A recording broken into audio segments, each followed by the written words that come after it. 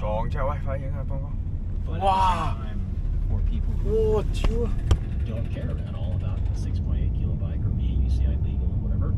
咁我而家咧就終於揸到去 Sail Royal 嘅總部啦。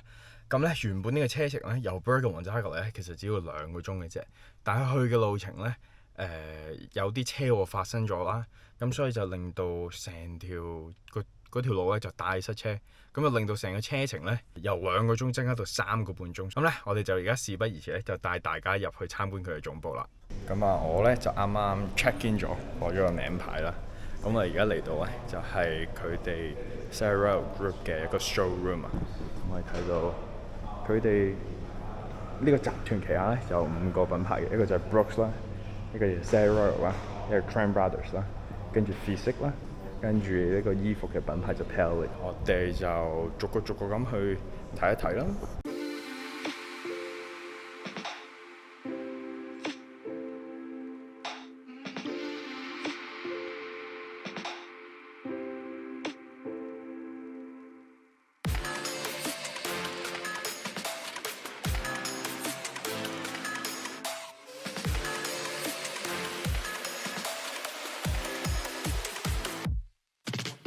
咁啊嚟到 Brooks England 啦，咁呢個就係皮人手製造嘅所有 accessory 啦，袋啊，跟住佢哋最 signature 嘅座位啦，全部都係 leather 做嘅座位。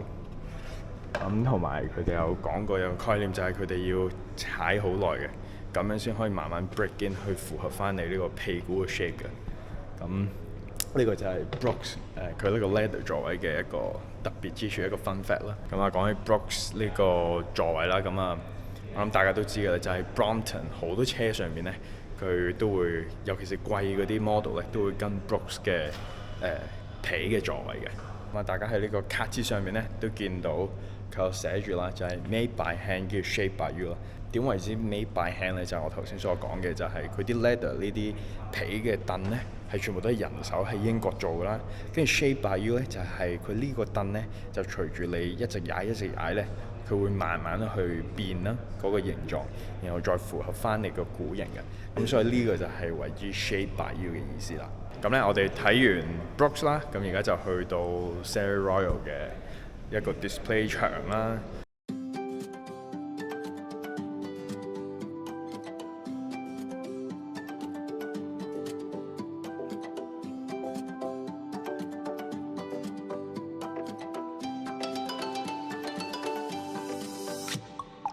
咁 Sail Royal 最緊要就係、或者最出名啦，就係佢好舒服啦，佢嘅座位。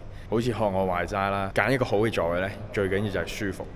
咁啊，睇到呢度佢有唔同嘅系列啦，呢個就可能係 Adventure 就 for outdoors 噶啦，咁呢個就係 Everywhere 就全面啲嘅啦。咁呢個就係 urban 啲嘅。Sail Royal 最出名就係佢舒服啊嘛，咁呢度都有少少顯示到咧，佢唔同嘅 technology， 同埋佢喺座位入邊用到嘅 gel 啊，咁呢個就叫 Royal Gel 啦，咁可以睇到非常之腍。咁咧，同埋呢個咧係一個 only gel 咧，係可以喺3個 direction 度 move 嘅，1、2、3咁樣 move， 即係當你撳落去嘅時候 ，reduce 呢個 pressure peaks 咧去到40% 啦，然後佢係非常之耐用嘅，咁就唔怕可能有啲座位會越坐越撇啊，或者會鬆啊。睇完呢個 technology 咧，去到第二個咧就係一個叫 slow fit 嘅 form 啊。有所理解就應該有啲似記憶棉咁嘅，咁佢係回彈嗰個時間咧就比較慢嘅。然後咧佢又係根據你嘅重量啊，根據你個股型咧去變形嘅，去符合翻你股型嘅。咁喺呢個系列咧就有用到 slow fit form 啦。咁喺呢個位咧就睇到嘅。咁啊頭先我講咗2個 technology 啦，咁其實點睇咧就可以睇到佢座位上邊都有寫嘅。呢度就叫 Royal Gel， 跟住呢度又係 Royal Gel 啦。咁下邊呢度咧就有寫 Slow Fit Form 啦。咁大家揀嘅時候咧就要留意翻啦。咁啊，大家都有留意啦。有時買座位嘅時候咧，就算同一個 model 咧，佢都有唔同嘅呢個寬度啦。咁 Sail Royal 咧就其實佢哋都有一個工具咧，去睇翻你應該係符合邊一個寬度嘅。咁好似喺我面前呢張凳咁啦，上面有個 gel 嘅。咁其實咧，你坐落去咧，你兩個股骨咧就睇到咧，你個盤骨幾闊啦。咁當然第一步咧，你就呢度有athletic 啦、moderate 啦、relax 啦。咁其實就係你坐嘅時候咧，嗰個坐嘅角度啊。咁好似 road bike 咁啦，可能會彎啲咧，咁就會係45度啦。咁可能city bike 或者平擺嘅就60度咁樣，跟住最舒服嘅姿態就可能係坐到90度咁嘅。咁跟住佢呢有唔同嘅闊度啦，坐咗落去之後，咁你會睇到啦。咁跟住就有一個表咧，就係介紹翻或者 suggest 翻你應該用邊一隻座位就最啱你啦。咁啊，我自己咧都試下玩一玩呢嚿嘢。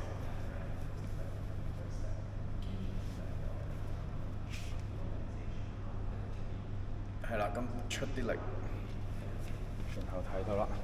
咁咧應該咧，我就係6+8，咁啊14嘅。咁我就應該係屬於 large 呢個位啦。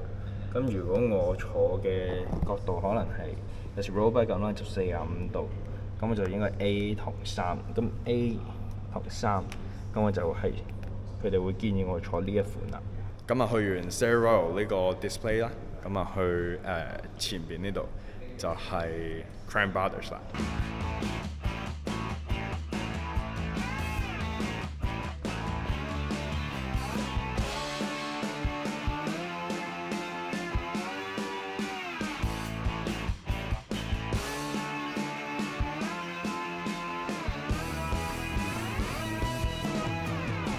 Crane Brothers 佢嘅產品種類就都比較多啦，就係佢有 link 啦，有泵啦，跟住手泵啦，跟住有一個伸縮嘅 seat 通啦，咁跟住佢一系列嘅工具啦，咁當然唔少得就係佢哋最出名嘅腳踏啦，咁啊 Stem One 啦，咁啊 Stem 7，跟住有啲 limited edition 啦，呢度咧就係 Danny McGaskey 嘅 edition 啦。除咗呢個腳踏之外咧，就當然唔少得佢嘅鞋啦。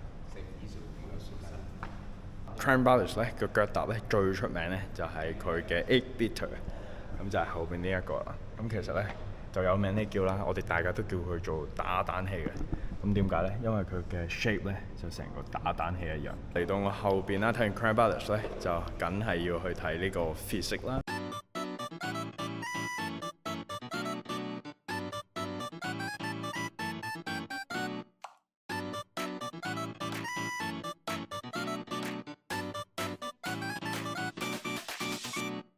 咁而家 Physics 咧，因為環保嘅關係啦，咁佢全部啲 packaging 咧都會慢慢轉晒呢種淺啡色嘅 packaging，就係用環保物料回收去做嘅紙，咁就唔會再用呢種黑色嘅 packaging。咁喺我呢度咧就係新嘅 Antares 啦，跟住下邊咧就係 Endurance D 嘅，就係 Aliante 啦。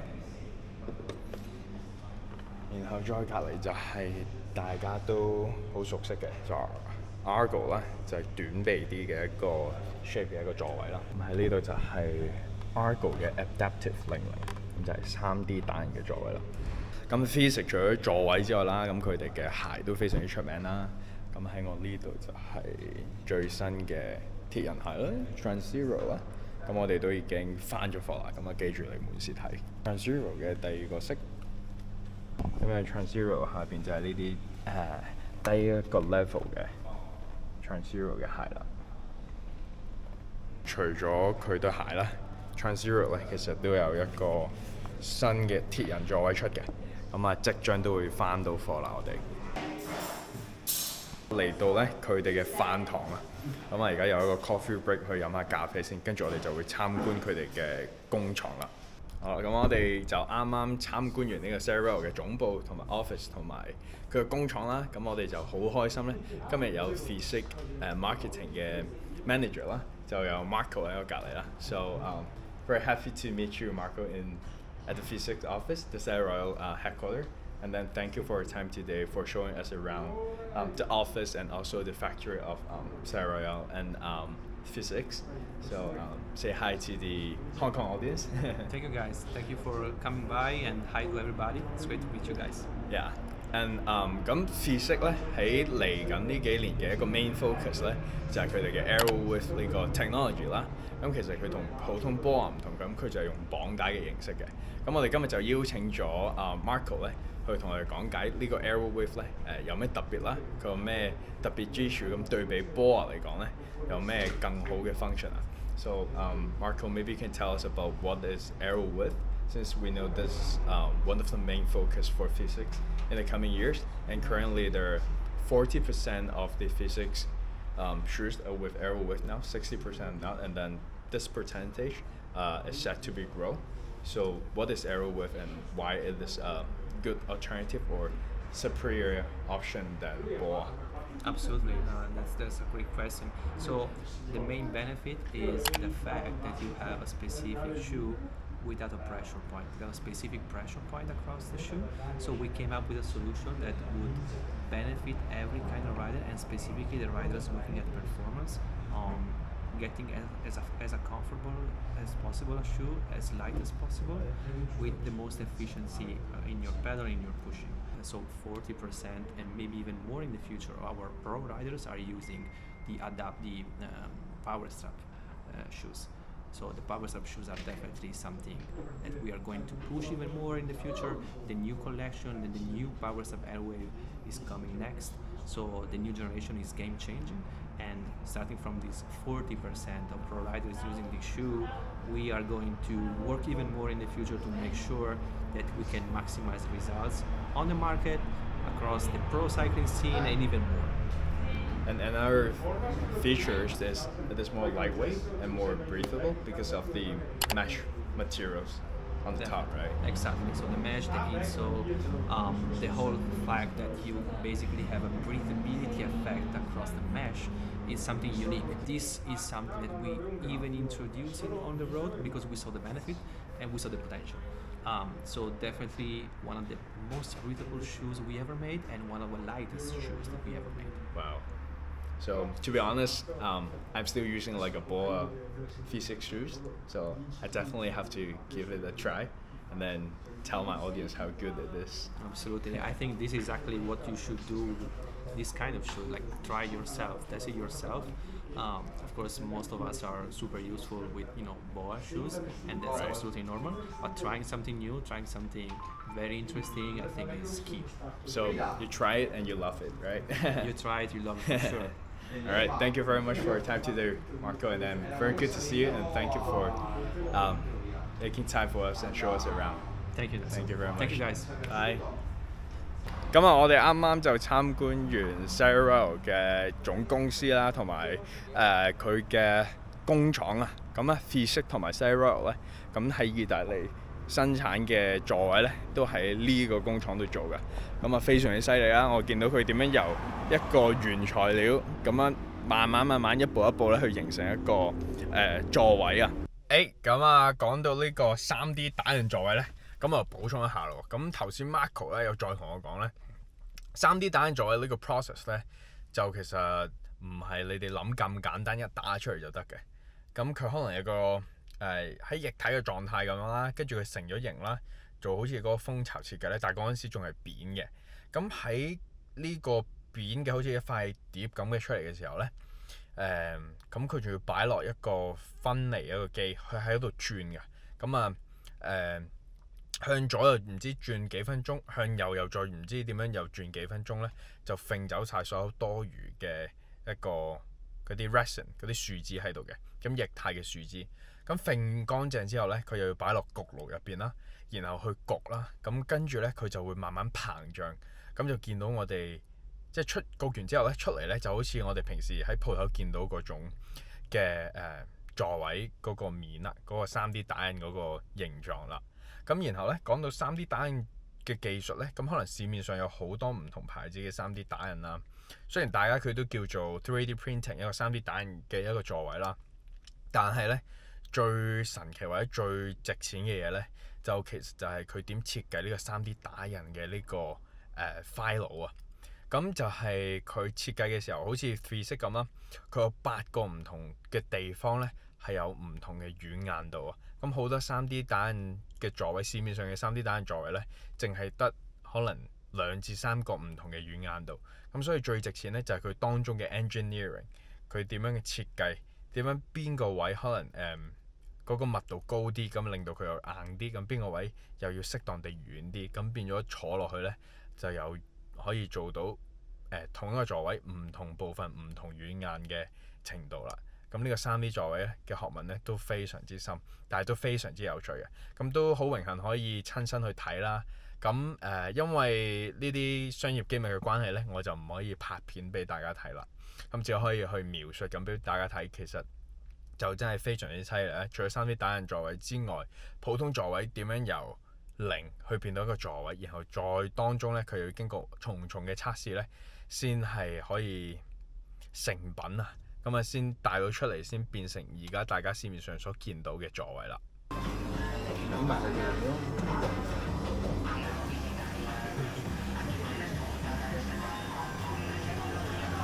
Thank you。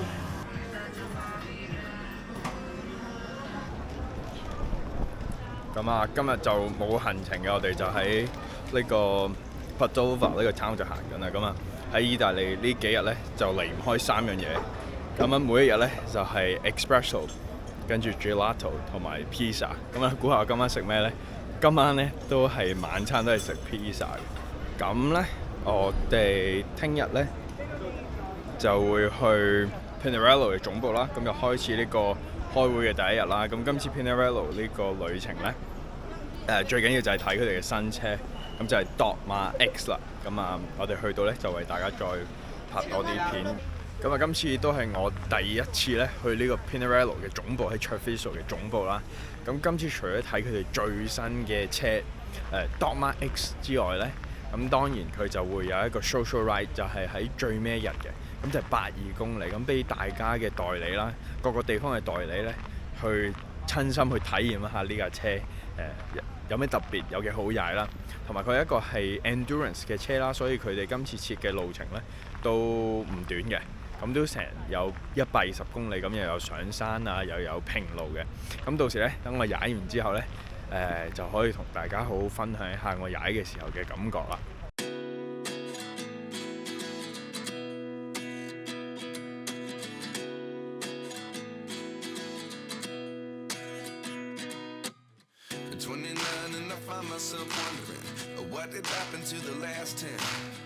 Ran away with my life, fast forward, never turn back again. It's kind of funny that the more we pass time, the more we need to set them rewind. And 19 was the year I had to leave you, but now I'm seeing all the signs. Is this really happening? I can't believe it's true. I'm just as surprised as you. Is this really happening? I can't be too sure, but one day I'll be. 第4日食 pizza。I had pizza 4 days in a row. 真係多謝 Every 晒 day pizza